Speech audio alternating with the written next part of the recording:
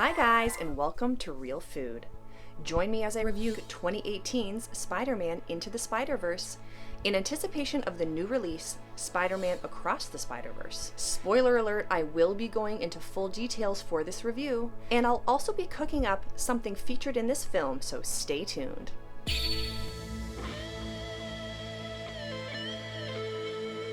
Phil Lord and Chris Miller, the creative minds behind 21 Jump Street and the Lego Movie, were involved with this film, and while I love those movies, I hate Spider-Man. So I actually didn't see this movie when it first came out, because it doesn't have nostalgic value for me, and to be fair, Spider-Man was one of the first superhero movies released. I was there! So by the time we went through Tobey Maguire, Andrew Garfield, and Tom Holland, I was done. But I was pleasantly surprised by this movie, and I actually really enjoyed it. I ranked this movie as... Oh, great, already, okay. I ranked this movie with I ranked this movie 4.5 stars on Letterboxd. I gave this movie 4.5 stars on Letterboxd, and I don't have a lot of negative critiques, so I thought I would simply share with you all of the reasons why this Spider-Man hater loved this Spider-Man movie.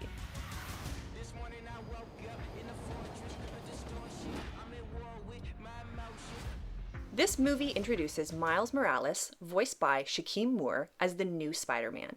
And he is pitted against a million different villains, including Kingpin, voiced by Liev Schreiber. Shout out to all my 100% in Cotton fans out there.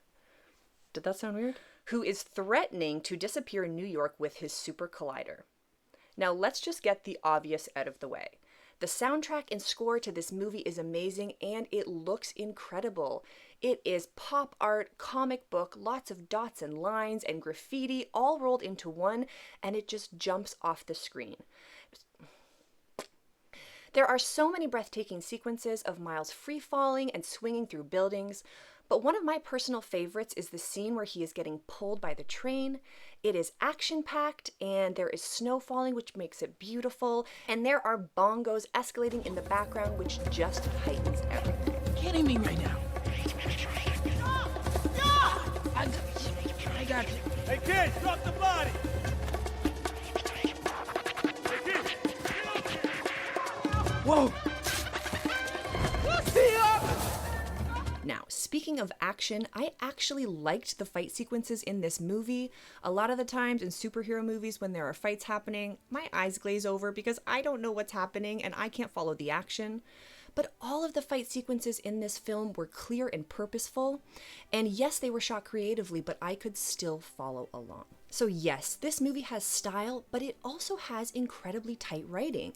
Right from the beginning, this movie wins me over because they do not over-explain how Spider-Man becomes Spider-Man or dwell too much on the initial spider bite. Thank you, we know. We've seen this a million times already. I was there! There are also a lot of great themes and messages in this film. I mean, first of all, because it is a Spider-Man movie, they have to comment on grief and loss. Miles loses his uncle, but is able to accept this and honor him by adopting some of his style and mannerisms, which in turn help him defeat Kingpin in the end. As a result, means... You gotta do that again. Ends up him getting killed. Okay. And Kingpin, in contrast, has lost his wife and child, but his inability to accept this and his obsession with the super collider actually forces him to end up reliving this tragedy again. What? Wilson. Is this what you want, man? What are you doing? Stay away from Vanessa, Richard! What are you doing here? I don't know, Richard. Vanessa, it's me, you know me! We're leaving now. Don't go!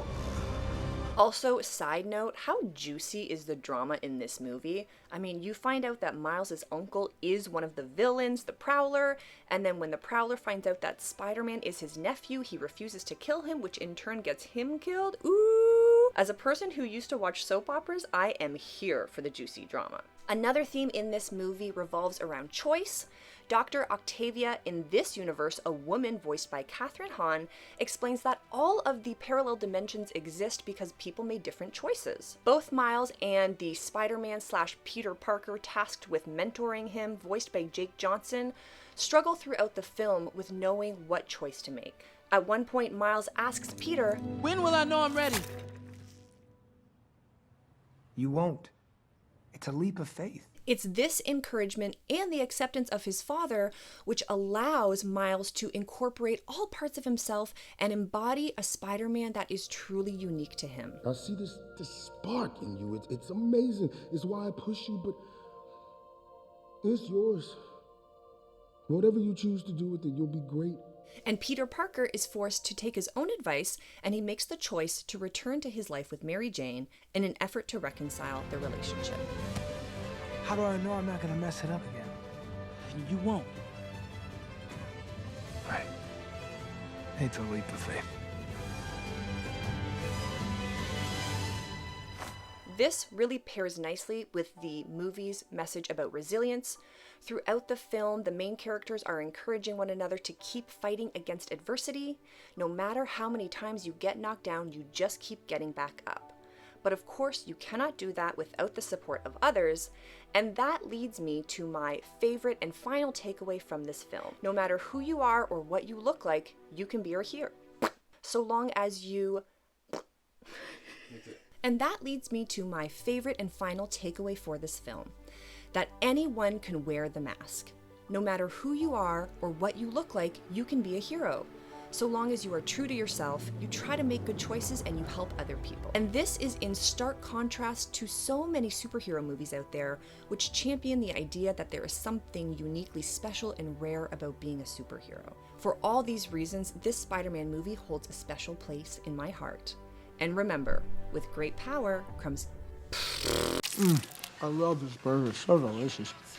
One of the best burgers I've ever had.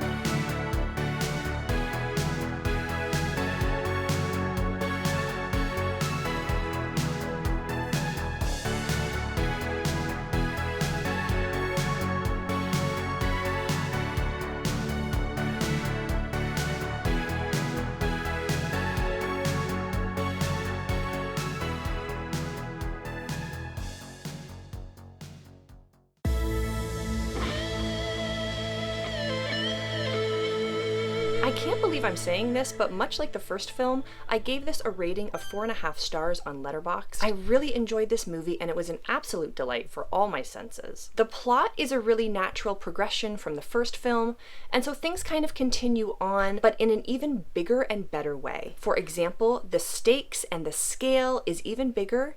In this movie, they travel all around the world, you go to a ton of different dimensions, and you get to see even more spider people than before, some of whom are actually working against Miles Morales.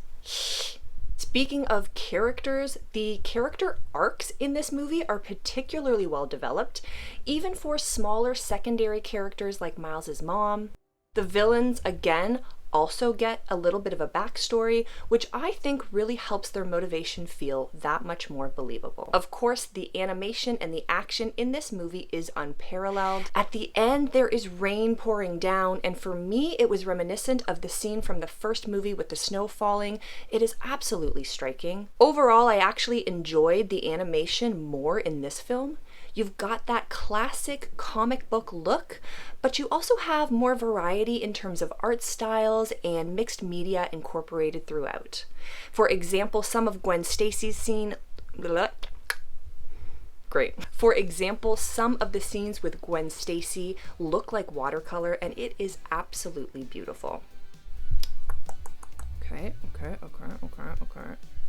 The themes in this movie are also really heartwarming. They talk about being honest, speaking your mind, being true to yourself, and doing what you know is right, even when people try to convince you that things can't change. I will also say, as a food lover, there is a lot of delicious food depicted throughout this movie.